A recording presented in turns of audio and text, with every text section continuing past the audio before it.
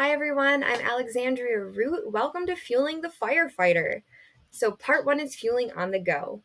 I am an Eastern Michigan University student, and I am a bachelor's and master's combined dietetics student, so nutrition.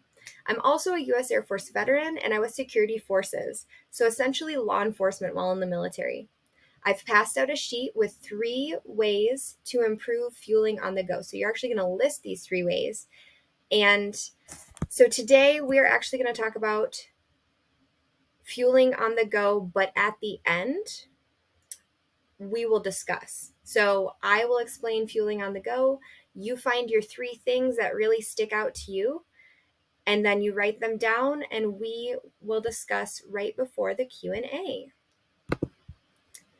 So what's on the menu? Of course, I had to, dietetics pun. Well, we have our big 3. So we have protein. So we're going to talk about high protein snacks for satiety or feeling full. Carbohydrates and how we need them and how they're not actually a bad thing.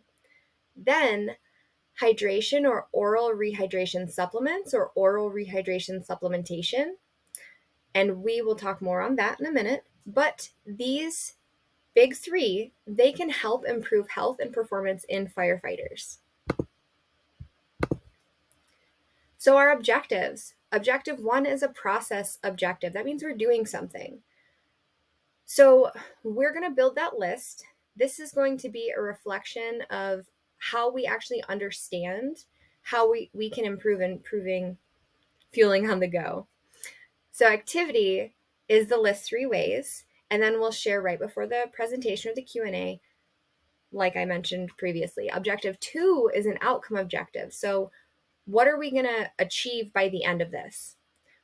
Well, our objective is to increase the understanding of heart attack risk for firefighters by 25% in one session. Essentially, all of you should be coming away with something. So all you have to do is attend this nutrition education class for firefighters with a partial focus on ORS. And it also has to do with ORS and the link between sudden cardiac death and dehydration. So about me, why do I care? Well, as you can see, I stand behind my people, tactical athletes, aka you. So clearly, I was in the military. I had already mentioned that. I'm a fellow tactical athlete. Tactical athletes are firefighters, police officers. So I did that. And, well, in the military anyway, and military personnel. So I've done 2 out of the 3. I lived that high metabolic stress life. But don't hold my law enforcement past against me. I know I'm speaking to a bunch of firefighters, and I've heard you have a rivalry with your local police officers. So, why should you care? Well, Robert is a young firefighter getting back from a call. His urine was very dark yellow before responding to this call. Then he was in his gear for several hours. It was 90 degrees outside plus, and that was when he wasn't in the fire. He had an energy drink, but he had no water or electrolytes. He reported that he just wasn't thirsty. So back at the station, his adrenaline levels are starting to come down, and now he's reporting the following signs and symptoms. He has chest pain, and this pain is radiating down his left arm. His skin is clammy. He's a bit dizzy, and he's fatigued. He's just exhausted. So what's going on with Robert? Well, as anybody could guess, Robert's having a heart attack. So firefighters and heart attacks. Well, 45% of all on-duty deaths are related to heart attacks. 30% of deaths overall for firefighters are related to heart attacks. Those are very large numbers. So why is this happening? A big reason that this is such a common problem is dehydration. Being a firefighter means that you have a unique need compared to the general population. So for you, we are totally against listening to that thirst signal because it's telling you too late that you need to hydrate. Yes, listen to it, but don't just focus on that. Next, we're going to talk about dehydration of 2% of body weight. So you're sweating in that gear. Well, you increase the risk of heat injury and death. Next is replenish rates. So this is really just for your reference, and they're the recommendations of the International Society of Sports Nutrition, so the ISSN. They're the leaders of evidence-based scientific knowledge on tactical athlete nutrition. And then we're going to talk about firefighters and obesity rates. So 75% of career and volunteer firefighters are overweight or obese. I'm sure we have all heard that excess body fat is related to an increased risk for heart attack. Protein on the go. So this is where protein on the go, or a high protein on the go snack, comes in to achieve satiety, aka that full feeling that stops us from overeating or snacking too much, especially when we're responding to multiple calls in a day or back-to-back calls. So a common goal is to aim for 30 grams of protein at each meal and snack, and this is great because it helps us keep full and it helps us reach our protein needs. So why do I need protein? Well, we need it for growth, maintenance, and repair of cells, hormones, and muscle tissue. And we see our girl at the bottom, she's not satiated. She's not dealing with satiety at all. She's hungry. She's thinking about all these different foods. And they don't really look like the healthiest of foods for the most part. So tactical athletes like you need 1.4 to 2 grams per kilogram of body weight per day of protein. I know I just threw a bunch of numbers at you, but an example. So I have a 220 pound or 100 kilogram tactical athlete. They need 140 to 200 grams of protein per day. That's a lot of protein. So this also depends. So why we have this range, it depends on how active you are. Like, are you responding to multiple calls? Did you exercise? And of course, we compare this to the RDA. The RDA is 0.8 grams per kilogram of body weight per day. So this same person, the same tactical athlete, he would need, or she, 80 grams of protein per day. So compare that to the 140 to 200 grams of protein per day. That's a big difference. So my problem with the RDA is that it's not meant for athletes. And it is not meant for athletes that need more for optimal growth. We have an increased need. We need more for maintenance, more for repair. And RDA is just for sedentary people. It's a sedentary general population number. So when I say sedentary, do you think health? No. So again, this number is too low to meet the needs of protein for you if you're responding to emergencies or exercising. So our high protein portables.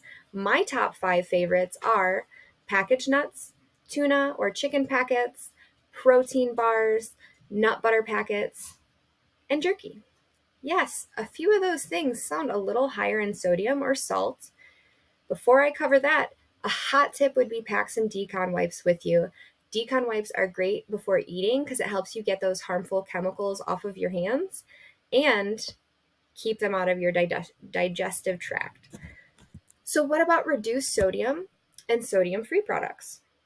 Well, firefighters need more electrolytes than the 9 to 5 general population personnel. So for you, not getting enough sodium is far more dangerous because of how much sweat and fluid loss you have. And this could be during training, working out, at a call. So again, don't worry about reduced sodium items or sodium-free products. We're trying to replenish our sodium. So carbohydrates, carbs. Raise your hand to participate, please. What do you think of when I say carbohydrates? Well, carbs are a fuel source for our bodies. And without carbs, our bodies slow down. Without carbs, our bodies slow down because we'll start using fat as fuel. And fat is a much slower fuel source. So do we really want to slow down in an emergency situation? No, that one was a rhetorical question. We do not. So some food examples are fruits, vegetables, grains like brown rice, quinoa, whole grain bread, even oatmeal. And then we have our dairy products or dairy alternatives. So a great example of carbohydrates, literally all 3 things that make up this little snack on the side of my slides. So raise your hand if you think carbs are bad. Carbs are not bad. We need them. They fuel our brains. They're the primary fuel source for our brains. So carbs are needed for our bodies to store glycogen in our muscles, which is used to make energy and keep us active. And glycogen from carbs, that's such a quick source, a quick fuel source, perfect for use in an emergency situation. And lastly, carbs are important for ORS, oral rehydration supplements or supplementation. So raise your hand if you've ever had an ORS. So that could be Pedialyte, Gatorade, Gatorlyte, Drip Drop, electrolyte packets, or liquid IV, or any other one you could think of. A big question I get asked is if sugar-free ORS is better. That's a loaded question. I would say it depends. Classic RD answer. So I prefer ORS with carbs, aka sugar, and this is not just for the taste, but it's because carbs are needed for that quicker shuttle of electrolytes into the cell. Think of it like a fire truck. Fire truck with the carbs, and it's got the sodium, and it goes so fast right into the cell. So sugar-free is slower. On that same note, sugar-free is slower, and I personally don't like the taste. So the next question I get is, which brand do I prefer, or which product do I prefer? Well, I would ask in return, what's the easiest for you to drink? Or what do you like the taste of? Because I like Drip Drop, but you might not like the taste of Drip Drop. So how easy will it be, or how likely are you to continue drinking this product? I'd rather get you hydrated. So next, I get asked how much. How much? That's the big question. What's the dosage? So an RD that I constantly am learning from and I look up to is Megan Louts. She's an expert in this area, and she recommends that her firefighters have 2 or 3 max ORS packets per day. So that honestly depends on the season. How long are you out there at a burn, or what activity level you're doing, and were you previously physically active? So good ways to recover after a burn or a call would be to hydrate. And this could be via smoothies. So it's quick, easy, you get multiple servings, you can share with your friends or your crew. Antioxidants in the fruits and vegetables for cancer prevention. And we all know firefighters have an increased risk for cancer because of all the chemicals that you guys are around. And it also has fiber, so it keeps that GI tract healthy. Then we have our Mio drops or similar products, the little drops that go in your water. They're great if they help you be motivated to drink something, because not everybody likes water. It keeps us alive, so I love it. I'll drink plain water all day. But Mio drops or similar products, they typically have no carbs. So again, if you're trying to get electrolytes in, carbs are a good thing. Mio drops don't have those. But if it helps you drink, I'm totally happy with that. And then, of course, we have water, and we also have milk, which milk can be put in smoothies as well. Milk has protein, it has water to hydrate you, it has carbohydrates and electrolytes, and all of these things are working together to help you recover from physical activity, especially after emergency situations. Now, dehydration or hypohydration is when your body loses too much fluid, and the signs and symptoms of dehydration are thirst, lightheadedness, tiredness, dark or strong scented urine, and then less frequent urination. So how do we combat this dehydration? We use ORS and water. This slide shows us the why. So AKA, why do we use ORS with our water after fluid and sweat loss? So our signs and symptoms of hyponatremia. And hyponatremia is rare. It's a rare condition where sodium levels in the blood are actually too low. And this is usually associated with hyperhydration, or drinking too much or overhydrating without replenishing electrolytes. So without using ORS. The water intake actually dilutes the sodium in the body, and this can lead to fatigue, drowsiness, confusion, irritability, low blood pressure, muscle issues like weakness, twitching, and cramping. And it could also lead to things like headache, seizure, and coma. So it could be very serious. And we can avoid hyponatremia by utilizing ORS after times when sweat loss, aka fluid loss, is high. So here is a great image called the athlete's plate. And again, you are tactical athletes. So here is an easy day plate example. So on the left, where that blue title is, and this is mainly for easy training or maintaining your weight. Next, in the middle, we have our moderate training, and we see our grains and our fruits on the side. We see them getting a little bit bigger. Our portions are getting a little bit bigger. And this is for moderate training. And then we have our hard training or our race day training or our emergency response training, or emergency response situation, I should say, not necessarily training.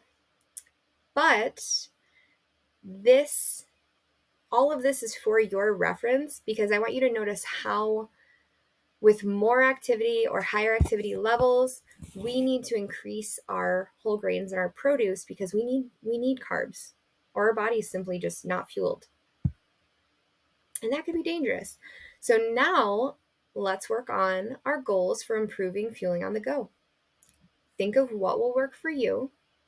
What do you want to start doing, continue doing, or stop doing, and stop doing, I should say. And you don't have to share these unless you want to. So if you have any questions on how to reach these goals right before the Q&A session, so like right before, basically right after this, we are going to discuss if you choose. So I'll give you a few minutes to fill this out. A few minutes have passed, so let's discuss what you want to start, continue, and stop doing. That was a great discussion. So in summary, we discussed what was on the menu. So protein, high protein snacks for satiety, carbohydrates, how we need them and how they're not a bad thing, and hydration or oral rehydration supplements. So essentially how our big three can improve health and performance in you, our firefighters. Thank you for allowing me to present to you today. It has been an absolute honor. But before I go, does anyone have any questions for me? Okay, that was a great Q&A section. So now I have my references. The first one is that International Society of Sports Nutrition, so ISSN, position stand on tactical athlete nutrition. Next, I have had the pleasure of meeting with Megan Lautz at the CPSCA Tactical Nutrition Summit. She gave a wonderful hydration presentation. And lastly, I have the link for that handout on the athlete plate. So that's from teamusa.org. So I really, really hope that you enjoyed this and that you were able to take something away from it. Again, thank you for having me.